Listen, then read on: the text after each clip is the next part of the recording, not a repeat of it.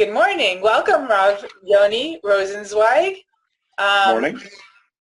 I would like to just quickly give a short introduction for anyone who does not know who you are. You are Rav from Beit Shemesh, and you actually just completed a very important, very necessary book that's called Nafshi B'She'elati. It's not out yet, right? Right, not out yet. I cannot wait for this book to come out. I will definitely, God willing, Bezrat Hashem, be an owner of one of these books, and I think that everybody needs to be. It's important. It's necessary. I think people understand that we have many, many, many issues that need addressing, and they're of a very serious nature. And I think the fact that you're putting it in a book is so important because from personal experience, I know it's very hard, specifically when you're dealing with so much emotional pain, sometimes to take that step. But if there's a book out there where people can see, even if it's not exactly what they need, but see that these issues are being discussed and they are taken care of and there are options that they would have never thought of, it would make people much quicker to go and seek the necessary steps in order to be able to heal. So from the bottom of my heart, I thank you for creating this book. And I hope it goes wildly viral, and I hope your name will be known in every home, and because so many more people have issues than people know, and so definitely thank you. And how fortunate are we to have you here for this week's Parsha, because this week's Parsha has all the stories that are about to unfold, I think, are based on mental health of the characters that we are given in this Parsha.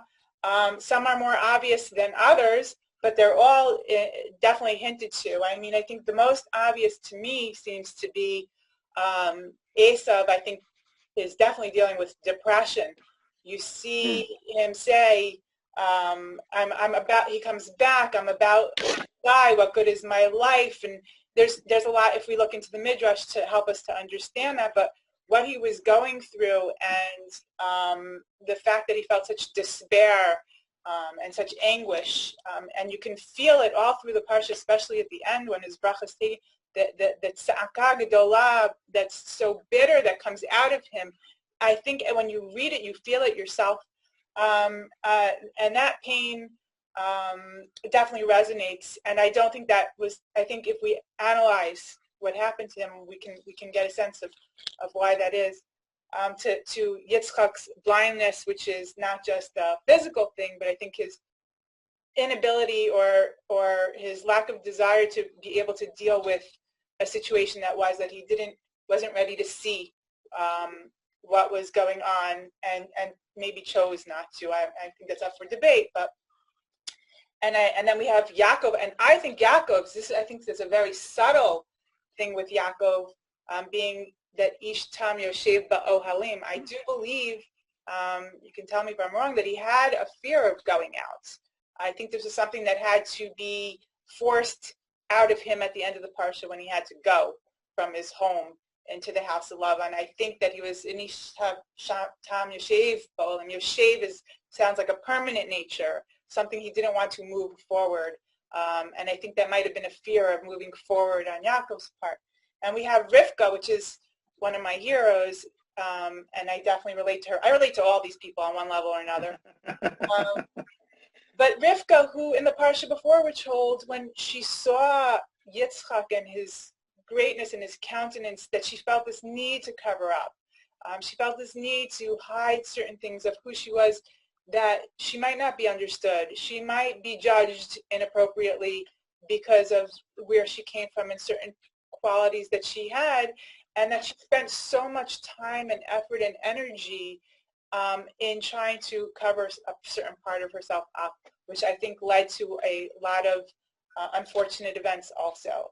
And there's so much to discuss, and it's so deep and so full, but I think the fact that you have a good understanding of people and a sensitivity to what they're saying and why they're saying it. I think that's why you're such a good rabbi, and you listen. You listen for these little nuances that tell you about what's going on internally, and that if we don't fix them, we can have a chain of events that are very, very unfortunate. But if we're aware and we're open and we listen, and hopefully we can get to, at the end, certain helpful hints to begin that personal, familial, communal, national healing. But it all begins with one person. It all begins with what's going on in our heart and our mind. And so I would like to discuss what comes to you the most, that you would like to share and discuss and take it from there. So I'm opening the floor to where you want to begin. Right. Right. There's obviously a lot of stuff, as you said. There's a lot of stuff there, for sure. I think that where to begin? Let's begin with Yitzchak and Rivka, actually, where I think that, the commentaries already discussed the question of whether Rivka told Yitzchak that she received a nevuah from HaKadosh Baruch Hu regarding the two kids. And, it says, Vatelach lidroshet Hashem, that she basically felt that there was something going on. And he didn't feel it. Yitzchak, obviously he didn't feel, because he wasn't pregnant. He didn't have the kids, but, obviously he didn't realize. And HaKadosh Baruch Hu specifically gives nevuah to Rivka here when she searches him out. And that's quite unique, by the way. In other words, we see HaKadosh Baruch Hu giving nevuah both to men and women, mostly men, of course, in the Tanakh, but to men and women. And usually HaKadosh Baruch Hu decides when to come, when to talk. Here, Rivka is searching something out. There's something that she feels that is going on, that she feels that she needs divine advice about. And HaKadosh Baruch Hu gives her that advice, which, by the way, is mostly vague. Right? Shnei goyim bevitnech, shnei leumim mime'ayich yiparedu, le'omi le'omi ematz, ve'rav ya'avod sa'ir. So many mefarshim specifically focus on the last part, ve'rav ya'avod sa'ir, because it implies that the Rav will ya'avod sa'ir, will serve the younger. So then she knew, in a sense, that Esav was the older and Yaakov was the younger, except for the Chizkuni, if I'm not mistaken, who points out that in Hebrew grammar, I'm not sure, those who are not so familiar with Hebrew grammar might not get this small point, but that in Hebrew grammar it could also actually work the opposite, meaning if you insert the word et into that pasuk, right, depends where you put it. The Rav Yavod et Sa'ir, right, which would mean that the Rav, the great one, will serve the younger one. Or if you do the beginning, Ve'et Rav Yavod Sa'ir, which you could also read it that way, it would mean that the older one is being served by the younger one. Ve'et Rav Yavod Sa'ir. You can actually read it both ways if you really want to. So even that last part is a little bit vague, although it obviously points more in the direction that Esav will serve Yaakov. So why am I mentioning all this? Because Rivka went searching for something, and she got some sort of message back from HaKadosh Baruch Hu. But then, what does that message mean? And then you have to wait for a long time in order to figure it out, right? Because her kids, right, the whole story didn't happen before they were 60. The whole story with the stealing of the brachot and all that stuff didn't happen before they were, sorry, not 60, before they were a little bit older 40. than that. Yeah, right, when they were 40. Happened when they were 40. So, that took a long time, and a lot of times we have to wait until something becomes clear to us. Something that was vague becomes clear to us. So she had to wait a long time. The pshat is that she waited alone, meaning the pshat is that she didn't tell Yitzchak. That Yitzchak knew nothing of it. That Yitzchak was not aware. That Rivka held on to this secret or to this understanding of what might happen on her own. And then when things begin to unfold with this bracha, I think that at the basis, we have like these two worlds that have been developing kind of like independently a little bit, of Yitzchak and Rivka, that are now coming and colliding. Because you can always disagree about kids, and parents many times disagree about kids. But I think that Yitzchak and Rivka didn't just disagree about the children. They had a different understanding of the spiritual world that was supposed to be part of their kids' world. So that's a very big difference. And so long as you're not seeing it lemaise, then fine. But then when it comes to a point where you have to make a decision about who gets what, then suddenly the huge difference between the parents comes to light. And that's what happened over here. And sometimes we have this also in marriages where both sides, the husband and the wife, are kind of living parallel lives. They live together in the same house. They come home from work. They eat together. They all these things, right? But in a sense, leading very parallel lives. He has his friends from work, and she has her friends that she hangs out with. He has his people. She has her people, et cetera, et cetera. And they don't really commingle, And I think that on some level, Yitzhak and Rivka, they definitely got along. They definitely, were together, and they shared values, and they built a home, and Baruch Hashem, et cetera, et cetera. But it seems like on some level, they lived parallel lives where they were together, but also not together. They were one with the other, but also she has her own, right? How does the Midrash say? Hu mitpalel bekeren zavidzo, v'hi mitpalel bekeren zavidzo, right? V'yetar le'Hashem lenochach ishto. So in other words, that, basically they're both davening like on different sides of the room, not together. Why don't they sit together and daven together? They're both Nevi'im, they're both prophets, they're both able to talk to HaKadosh Baruch Hu, so supposedly they should just daven together. But here we have these two parents who are not davening together. They have a totally different worldview as to what should happen with the kids. And Rivka's turns out to be the right one because, it was foreshadowed, obviously, at the beginning of the Parsha, when HaKadosh Baruch Hu comes to her, and tells her what needs to happen. So clearly she has the right view of things, of how things are supposed to unfold. But that, I would say, that's the most tragic part of the story, is that they didn't, I don't know if they didn't talk, but they didn't share. I'm sure they talked. I can't imagine. Some people say, oh, they never talked.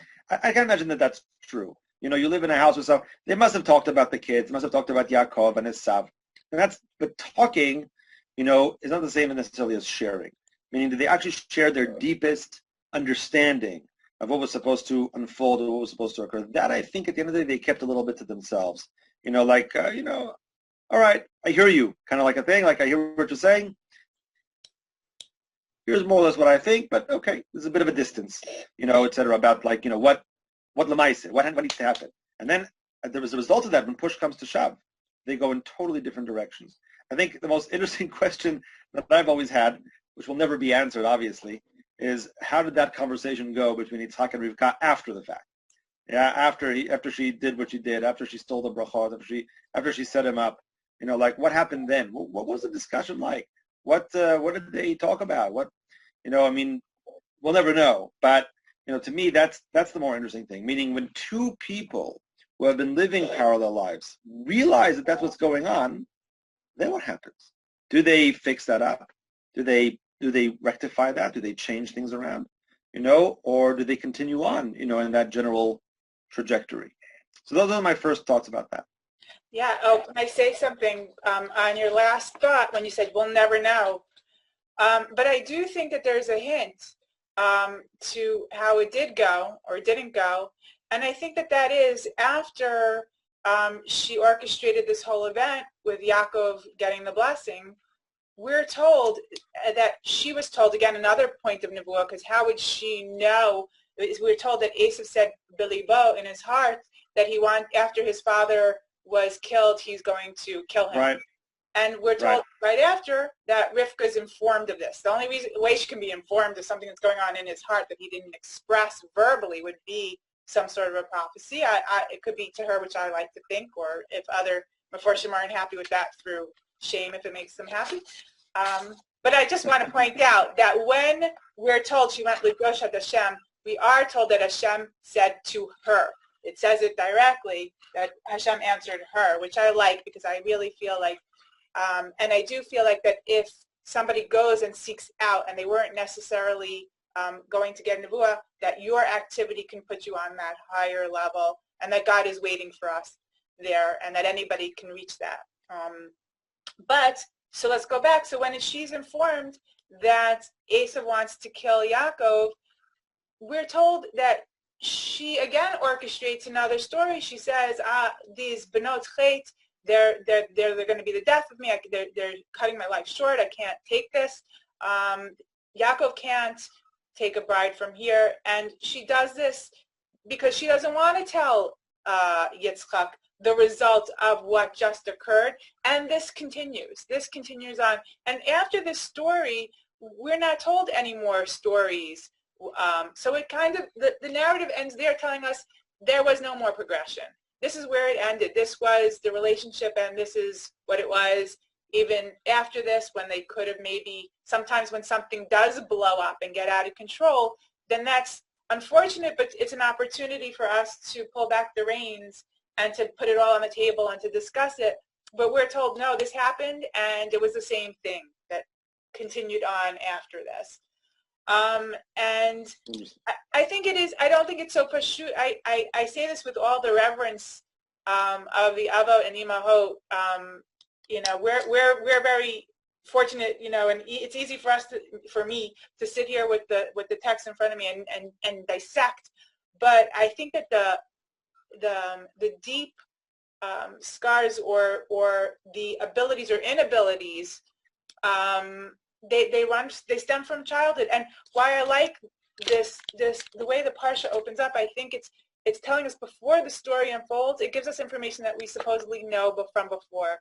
We're told when it says Ela Toldot Yitzchak ben Avraham, if you compare it and contrast it to Ela Toldot Noach and Ela Toldot Yaakov, we see Ela Toldot Noach, Ish Sadik Tam, whatever how it phrased, that he was a righteous man, and it doesn't go straight into the Toldot, as we were told that you're going to be told what the progeny who came after.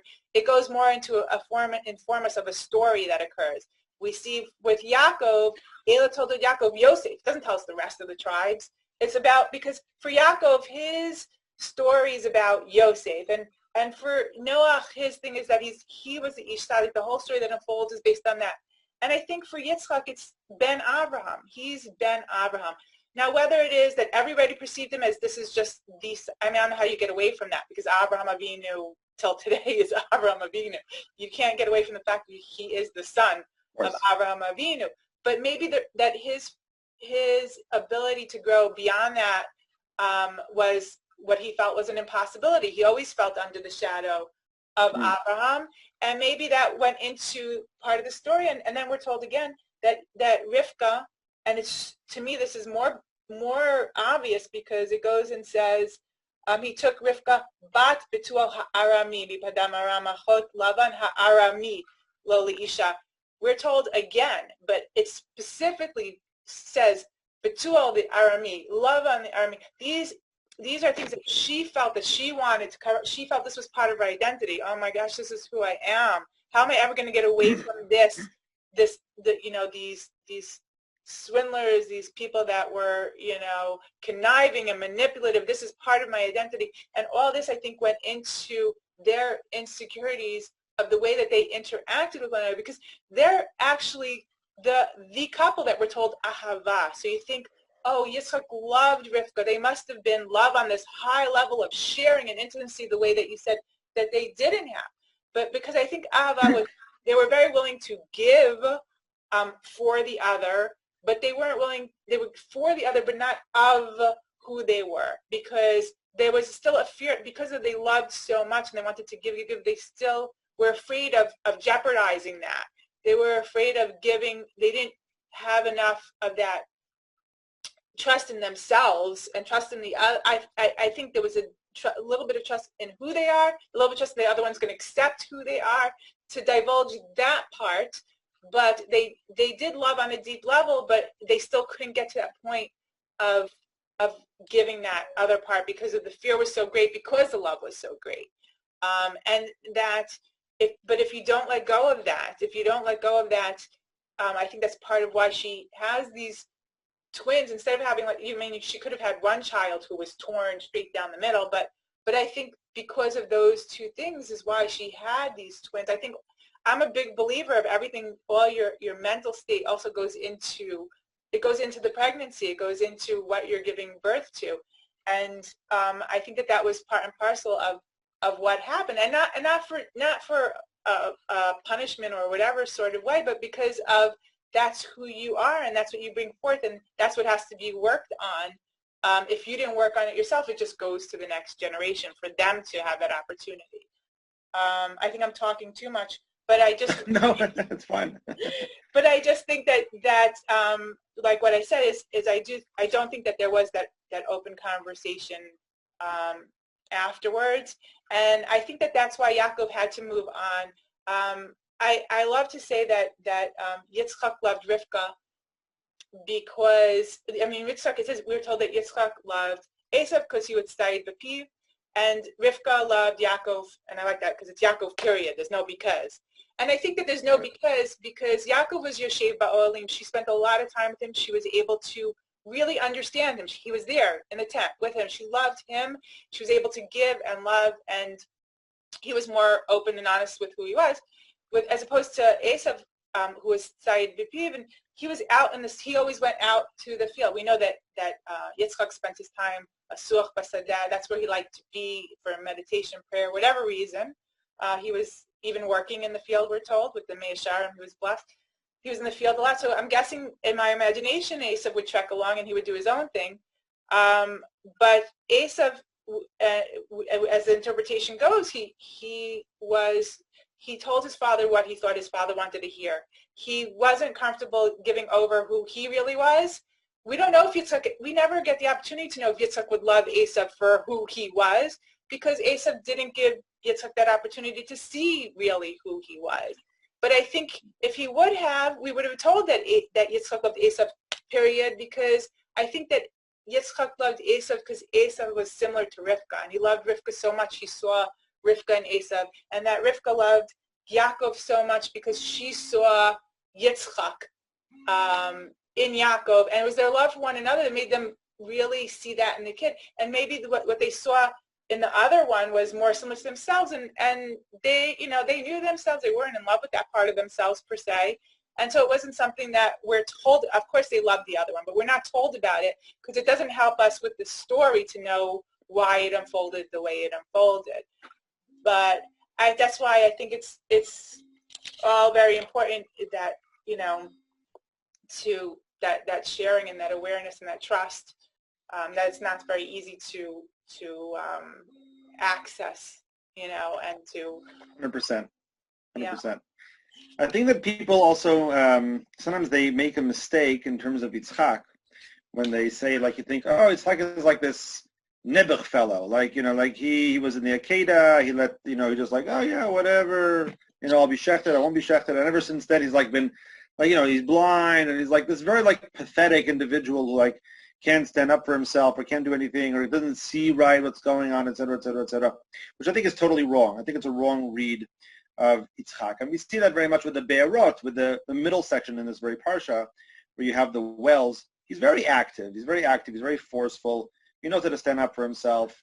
It's not like Yitzchak is a pushover. Yitzchak is not a pushover, but he is insular, meaning he's the opposite of Avraham Avinu in that sense. Avraham was very outgoing. I mean, he left his country, went to another country. He went there and there. He saved Lot, and he took Sodom Moran, the 4 kings and the 5 kings, and etc. He's a Nerish Kolved Mamre, and he's talking to Bnei Chet, and he's buying, the Mata Machpelah, and he's doing a lot of things. Abraham is extremely active.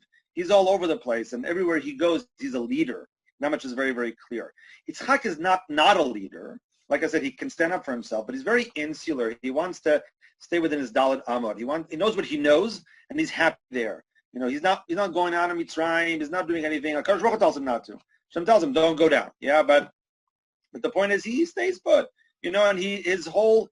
I remember Elie Wiesel, I think, wrote in Souls on Fire that the Maggid of Mezrich wasn't so much a Mechadesh over the Baal Shem Tov as much as he was simply consolidating the empire that the Baal Shem Tov began.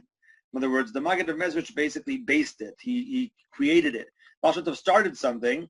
You needed someone like the Maggid to like set down roots. The Baal Shem Tov was all over the place. He went over here, he went there, and he recruited this guy and that guy, et cetera, et cetera.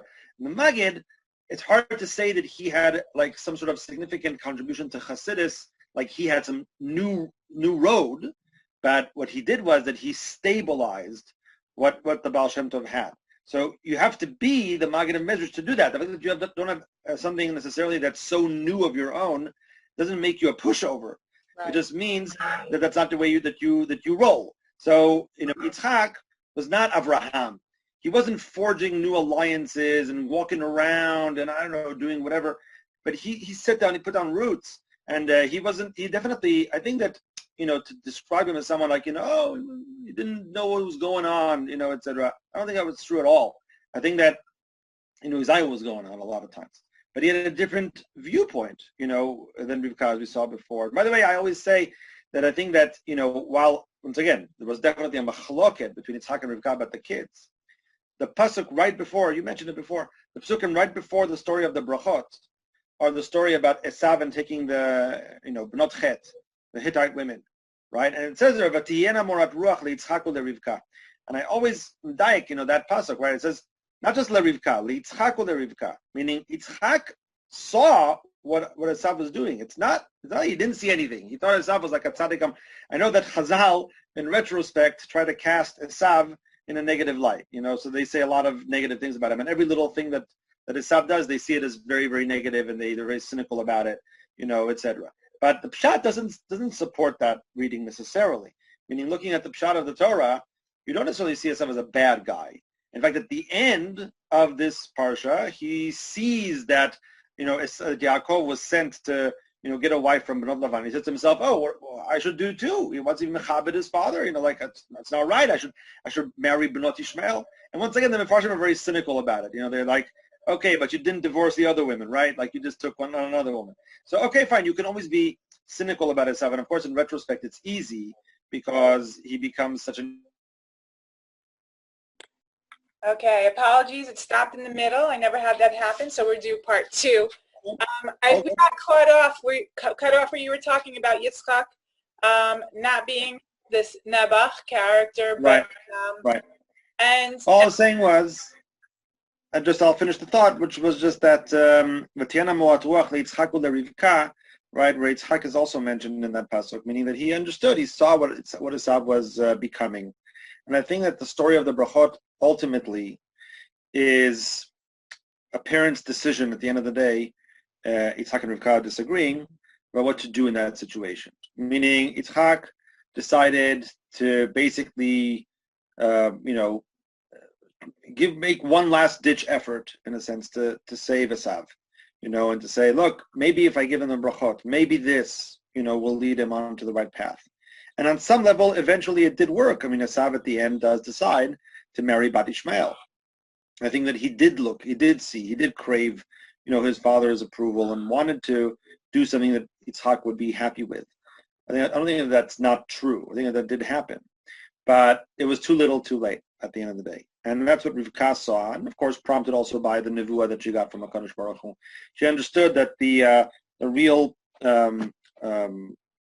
person to continue the tradition and Birkat Avraham and that calling in this world was not going to be Esav, as much as she loved Esav, and I think, by the way, your idea, what you said before, I think was really beautiful and correct, in the sense that it's because Yitzchak took Rivka from the house of Lavan HaArami and Betuel HaArami, and he saw, as you say, Rivka in Esav.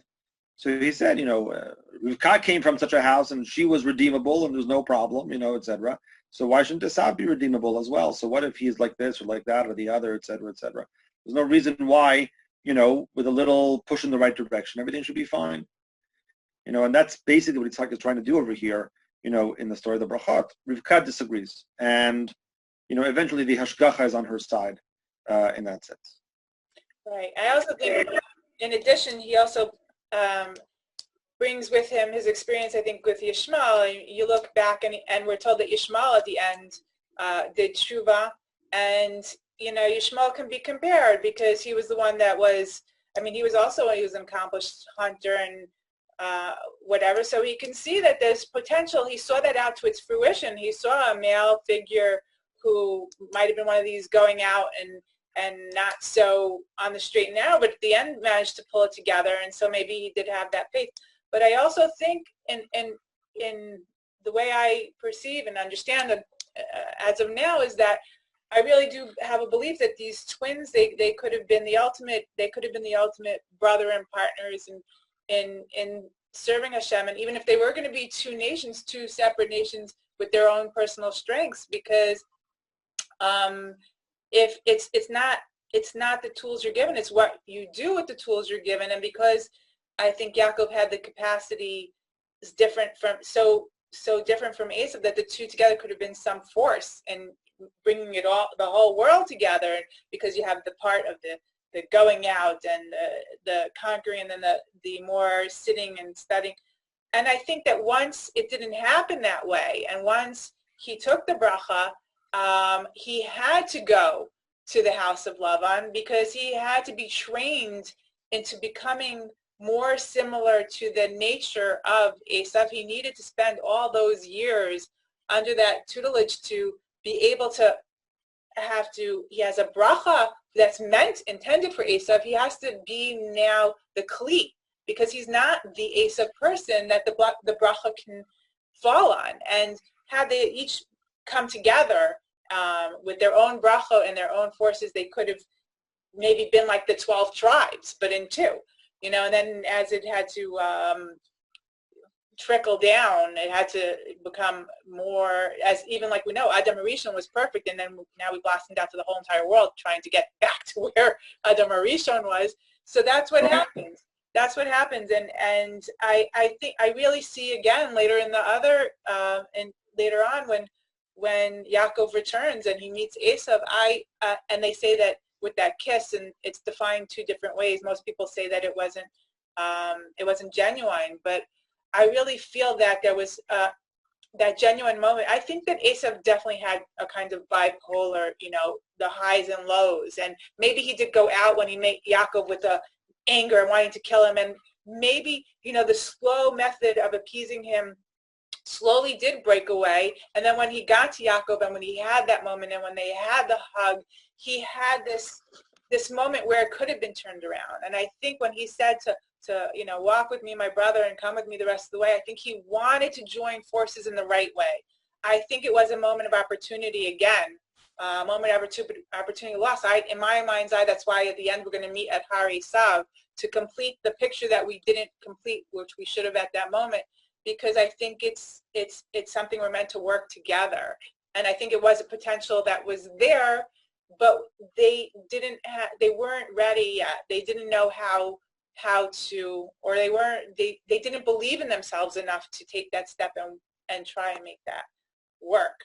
So I'm with you on that. I mean, I do see both parts of Esav, and I do think that he had a lot of strength and a lot of ability and a lot of passion, but it's hard to know what to do with that. I don't think that Yitzchak and Rivka had the luxury of going to post-grad school and understanding psychology and how to make the most of that kind of character. And it's hard. Parents, like we say, don't come with a guidebook. So it's really, really hard.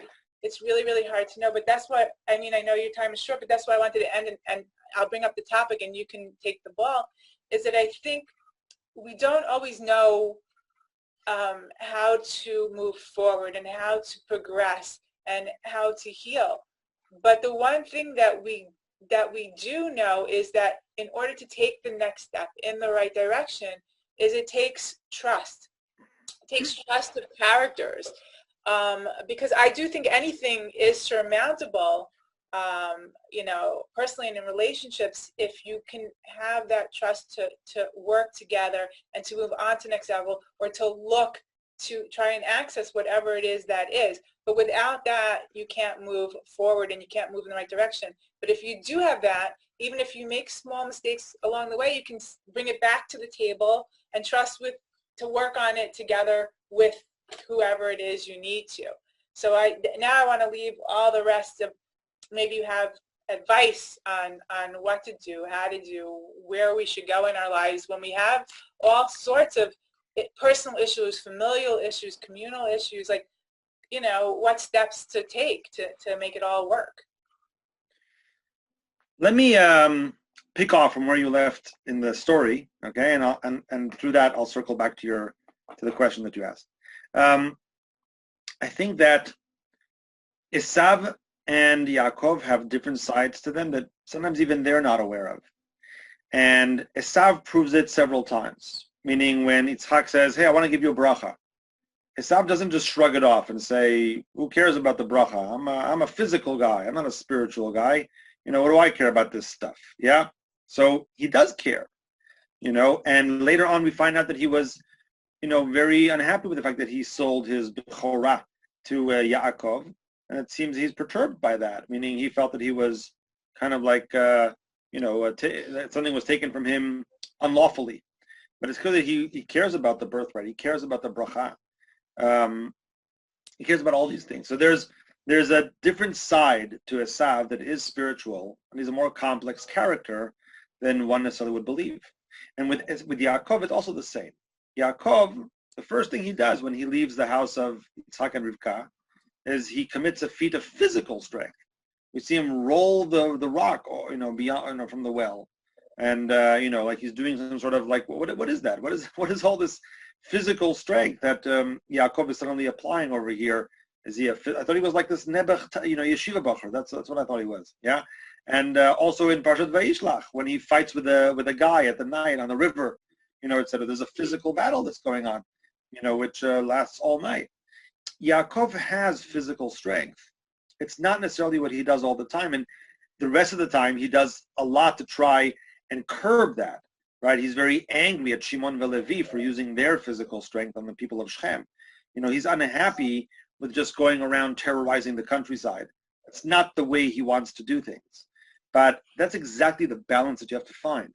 Meaning you have certain strengths in you, you have certain things in you. The question is how to balance them, where to balance them, how to put it all together. And I think maybe that is what Esav sees in Yaakov when he meets him. Where he in the beginning is coming, ve'arba me'ot ish imo. It seems like he's coming with like a whole army, and then suddenly it's all good. Yeah, and they're hugging and kissing and everything's great. And maybe Esav saw something in Yaakov that day when he met him that he's like, you know what? We're more alike than I thought. In other words, you've changed. There's something here that I didn't see before, that there is within you that, and we say, right, and you said before, correctly, that we say the same thing about Esav. We say at the end it's going to be up there. And at the end of the day, we're going to meet somewhere. Like there are qualities there that are not totally anathema to us, that are not totally foreign to us, that like we don't recognize, like how could we ever have been related, to Esav, etc. There's something there, that's definitely relatable, and that we see and we say to ourselves, you know what, there's a connection. And I think that comes back to what you were asking before. When it comes to mental health and all kinds of issues, we need to see beyond the symptom and see the person that's inside. That's part of the problem of stigma, that accompanies mental health, is that what we see is we see this crazy person. We see this person that, can't function properly. It's sad when someone is, chas v'shalom, of course, has a cancer or is on dialysis or has all these things. We see ourselves. We say to ourselves, oh, that could be me. That could be me. And therefore we feel sorry for them. When we see someone who's lost, their mental capacity, we don't think that could be us. We think that that's someone else. That's so different from me. Like I'm not like that. Etc. Like he's so different. So it's true that the behavior is different, but it's sad to think that we don't identify in any way with what the person is going through or is what was happening. So we may not have OCD or depression or agoraphobia or PTSD or bipolar or borderline personality disorder, all these things. Fine, we don't have those things. But all those mental issues are usually just heightened many times, heightened characteristics of the person that they had on some level before, and on some level, we are also part of that. We are also part of that society, part of that reality where people have these sorts of feelings, have these sorts of, things that they're going through. And we need to try to identify. The more we identify with the more we see the Esav as our brother, meaning as not someone who's like, oh, I would never be like that, etc. But rather, what, we're actually quite alike, aren't we? There's something here. I think the stigma will evaporate, And instead of Arba Meot Ishimo coming to battle, and feeling like at opposite ends, we can hug and kiss, and we can find common ground, and we can help people. We can truly help people, but we can only do so if we have that ability to identify with what they're going through and look beyond the very rudimentary behavior that's on the surface and see the person that's inside. I have a question. Maybe it seems, I don't know if it seems insensitive, or I don't know what the right word is, but do we have, I know that people say that you have to identify, but I think, doesn't that make us a little egocentric? Like, why do we have to identify? I know because it gives you empathy, but sometimes something is so different. It is so opposite. That doesn't make it lesser. Just because, why is it so egotistical that we have to say that that has to be a part of me in order for me to understand? Why can't it be an other? Why can't it be something totally separate and unique from me? And yet I appreciate it. Not only do I appreciate it that when I don't understand, but maybe I appreciate it because I don't understand it. I feel like with mental health, a lot of times, I really see a lot of people that I know that are dealing with major issues, and I can see the beauty and the sensitivity and the power of their neshama. It's so strong. And I say, sometimes I wonder if people with mental health issues are just on such a higher frequency than we are. And I can appreciate sometimes things that I'm not going through, saying, wow, if only I had the sensitivity that maybe something like that would bother me on that level. Because I feel like sometimes we are callous and we don't let things bother us, and then we give ourselves so much credit, like, look at me, I'm managing in this dysfunctional world. Well, why are you managing in this dysfunctional world? Maybe that makes you dysfunctional, because this world is so crazy. And if you can just say I'm normal in a crazy world, maybe that makes everybody else crazy.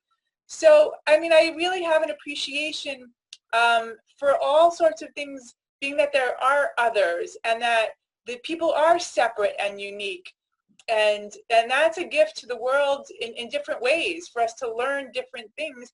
And that if I don't identify, that doesn't mean that I can't have open, accepting arms to work together with such a thing. So, like, I'm asking is, do we need to have that ability to identify in order to have a sympathy, or have a working together, or to have, because I don't necessarily see it that way. So I just want to know if you think that that's wrong, No, I completely agree. I didn't mean to say that identify. First of all, people need to identify, because if they identify, then of course, Adam Karov Latzmo. People usually, look at themselves, and that's how they see other things. But fine. Of course, I did not mean to say that someone who, let's say, see someone with, let's say, an eating disorder, says to himself, oh, I also have an eating disorder on some level, etc. Not that you should see yourselves as the same person, but that you should see the fact that we're all kind of like in the same sort of, you have certain things and I have other things, etc. And it's not, okay, so I may not have that one thing, but in the past, when people look at, so to speak, crazy people, right? So they just thought to themselves, like, that guy's nuts. Like, that guy is like on a different planet, et cetera, et cetera. He's not even related to me in the slightest, like in any way, shape, or form. I'm not saying we're the same. We have unique experiences, of course, but it can't be so unique that you can't relate to it in some way, that you can't say, like, I just can't understand, how any of that has to do with me. None of that has to do with me. That's them. That doesn't, like, when you see like a little bit about, like, what's going on in America right now with the Republicans and the Democrats. So it's like, it's as if it's two worlds. Like, it's like they're like two different peoples. I think that's a terrible thing. Like, they're living in the same place. They may have very different conceptions of what they think, the world should be like. But so much so they can't talk, so much so they can't discuss. The people who suffer, or are challenged by certain mental phenomenon, they have unique experience, which we should be able to, as you say, appreciate from a distance and say, okay, I don't know what that is, but I can, but not so much that you think that the whole thing is like not even related to you in any way. So that's all I meant to say. But I agree with you 100%. Right. So I think that the common ground, when you say that you find something so that you can relate. But I really feel like the common ground should be that, we're all on this common ground. We're all on this universe. We're all a part. And, ensuring a future, whether you understand me or you don't understand me, the common ground is that we're all here and that you have to make it work. And that if you don't, the consequences are devastating. I don't understand why that's not obvious to many people. It's hard for me to fathom, but I think that's the lesson that we need to learn is that's it, Yeah. But anyways, I thank you so much for your time, and I cannot wait for your book to come out. And as soon as it is, I hope you'll send me a link so I can share it. And I thank you, and I wish you Shabbat Shalom. Shabbat Shalom. Bye.